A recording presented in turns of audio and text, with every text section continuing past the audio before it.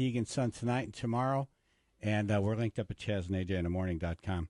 We were just talking off the air about your mom and your dad. They're good? Yes, they're real good. They still talk to me, even though I did all those pranks over the years to them. But no, they're great. We just spent the holidays together, and my mother is taking up ukulele. So such a random that's tough to do. instrument. We were talking about finding a teacher for that, if possible. If you really like ukulele music, tune into my podcast. I spent my second episode of my podcast was on my website was Mom and I talking about some of the old days on the Tom Green Show and some of the pranks I would do, and listening to some of her ukulele. Ukulele. Why stylings. Ukulele? Why not banjo? Why not acoustic guitar? She was in a ukulele club with some friends, and they would all go play songs. It's all very cute.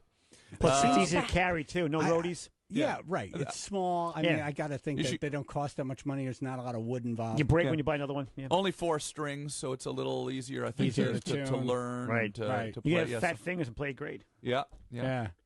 We were talking about that because of Hawaii. They were in the news. Yeah, what's the deal with the ukulele? It was like the high school player who was the ukulele player who played some love song on the ukulele before a game. Oh, that's and we're all making fun of because it. that rallies football players is so ukulele random. music. Let's go out there and kill him. It's not really. You can't really play a good fight song on a ukulele. Right. Yeah. Is that a freaking ukulele? Did your dad know you were going to kiss him on the lips when you were hosting Saturday Night Live? Did I really do that? Yeah, I actually did not remember that detail. But, I'm sure Dad does. I'm sure he did not know. I don't even remember that part. I have to watch that again. He didn't recoil back in horror, but he winced like, Jesus, why is he doing I'm that? so going to kill him off and you camera. kept doing, then you opened your mouth and licked his face. Wow, I have to watch that again. It does sound like something I would have done back then. I sometimes just pinch myself and think, wow, I actually got to host Saturday Night Live. That was pretty amazing. Badass. Pretty amazing You were time the of my life. thing. That's you. Yeah. Like, you were an international star. You were the top comedian in the world. No? Yeah. It was pretty cool. You know, I thought it was cool that I got to bring my parents on the show, and we had a good time that night. I remember after the show, they have a party after the show at SNL, and we were sitting around with, in New York after Saturday Night Live. Everybody's there. Tom Hanks was there talking away with my parents. I remember my God. my mom still talking Tom about Hanks is talking to your parents. Yeah. That's when you know you've made it. Well, they have him on standby anyway. Tom Hanks is here. But Yeah, it was wild. I remember Harvey Weinstein walked into the dressing room while I was getting ready to go on stage. Did he touch you at all? And he just walked into the dressing room and he just sort of looked at me and didn't say anything. And I was kind of like, I'm from Canada, and I didn't really. I was a kid, and I wasn't really the most show business savvy person in the world. Was he famous at that time? Well, yeah, he producing Pulp Fiction and all these big movies. You're not a chick. Yeah, so I guess he was, but I didn't really recognize him, and I sort of looked at him and, who's this guy looking at me? And then he sort of, I think, was not happy that I didn't know who he was. So I don't know if that's what he was thinking. I don't know even know why. See, that's the moment you could have been a big star. Yeah. He's now called the You'd have some horrible now, stories. sort of the last 15 years, I've been thinking, geez, I hope I didn't offend Harvey Weinstein. You set I don't that have to all worry off. about that anymore. Do you remember where he put his hands when he saw you? Was there a tree nearby? But it was a surreal thing. I mean, Saturday Night Live is a thing that you grow up watching when you want to be a comedian and just think, wow, that would be so And now you're neat. hosting it. I got to go to the Saturday Night Live 40th anniversary party about Prince played. Yeah, it was like 2 years ago or something like that. And that was just one of those surreal moments. I mean, as even though I've been living in L.A. for 20 years and I've gotten to do a lot of these amazing things, it's just sort of bizarre when you're in an environment like that. It was everybody who had ever hosted Saturday Night Live, everybody who had ever been on Saturday Night Live was invited to this party. So you're standing there at the show.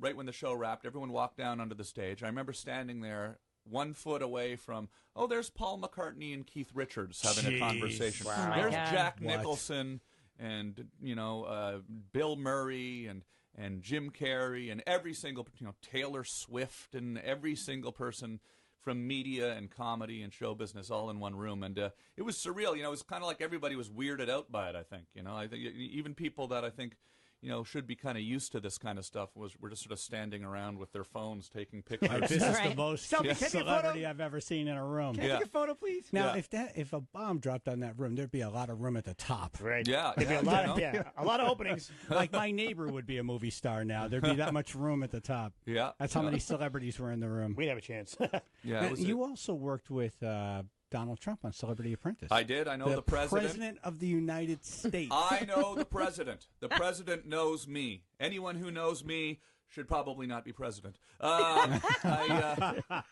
The president of the United States is my old boss.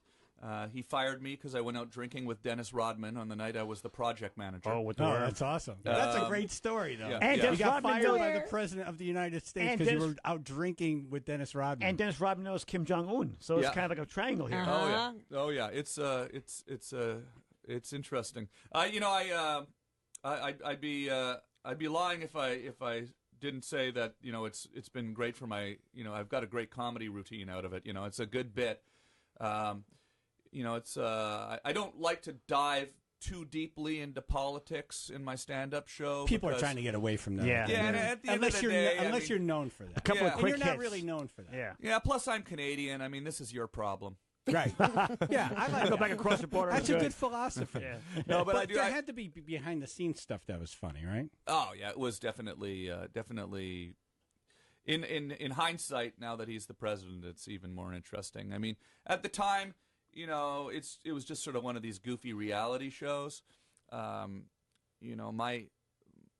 of the people that I worked with at the time, my agent at the time represented Pierce Morgan, who had just won the previous year. So everyone was really saying, you got to go do this show, The Celebrity Apprentice. And, I watched the show. I was a big fan of the show. So I went in there thinking, okay, I'm going to win this show. This is mine. If I'm going to do the show, I'm going to win it. I So got I this. studied every episode of The Celebrity Apprentice. I watched the strategy. I learned, okay, don't volunteer to be project manager, all of these things. So I was ready to go, and I went in the first day with my suit on, and I was, ready to be a good businessman. And I remember the first day on the show, they don't tell you who the other celebrities are who are on the show, who they're going to be. Oh, that's fun. Oh. And so Surprise. I'm in there, and I'm all got my game face on, and I'm ready to be very businesslike. And in walks my good friend Andrew Dice Clay. Hey, how you doing? Yeah, and I immediately knew. Your comedic styles are very similar. I immediately, yeah. Well, we do this thing. I met Dice about 10 years ago when I was doing my a little less than 10 years ago, or a little more than 10 years ago, actually. Yeah, when I was doing my man, time flies. How long ago was 2004? You've been here for 10 years now. 14 years 14 ago. years ago, yes. Yeah. Yeah. I think about that. So he came and did my web show. We became really good friends. If you ask Dice, he'll tell you I'm his second best friend. Okay, Second. So Really? he'll Who's his introduce me. first? He'll say, "Hey, this Himself. is Tommy G. He's my second best friend." So that's me trying to do my Dice impression. But That was a good one. Happy cool. Where's the leather jacket? but so I knew that when I saw Dice was on the show that my whole strategy was thrown out the window, because we always do this thing where we'll get into these fictional arguments about some sort of fictional, completely made up scenario just to confuse everybody around us, and we get in these really big, high energy arguments, and I'll end up. He came up and whispered to me. The first day we had to make cupcakes. Okay, this was the business I challenge. cannot picture that. The president How gave did us I this. not watch this? Yeah. Tom Green Right. and Andrew Dice Clay making Yeah. cupcakes. There's Yeah. like cigarettes in there. Yeah, so he said, okay, I'm going to get in a big argument with you. I'm going to come in and we're going to start arguing about Vincent from Brooklyn, right? We're going to have some business deal with Vincent in Brooklyn, and we're arguing about this. And he tells me, I'm going to get really heated, and then I want you to grab me by the neck really hard and shake me in front of everybody, right? So this happened. You got Scott Hamilton and Clint Black watching, going, geez, these guys, are they messing with us? And it just really confused everybody. So Dice got fired on the first episode, and then I was there left as the guy who'd been goofing around with Dice, and then everyone sort of had this alliance against me. So you were episode 2? You yeah, were so gone? I got fired in episode 3, actually. Oh, see? Yeah. Oh, you got through. Episode 2, Olympic figure skating legend and American hero Scott Hamilton tried to get me fired. He said, it was, we're in the boardroom, And Trump said to Scott, who was the project manager, he said, Scott, who do you want to bring into the boardroom? You can bring 2 people into the boardroom. And he said, Mr. Trump, only one person deserves to get fired this week. It's Tom. And so he brought me into the boardroom, and I got him fired. I turned it around, and I got Scott Hamilton fired. That's bad. Go figure that one Yeah, out. so that really backfired on you, Scott, if you're listening. Nice job. Yeah, I'm not bitter. I'm not bitter. Not at all, no. No, it's good. We're all good.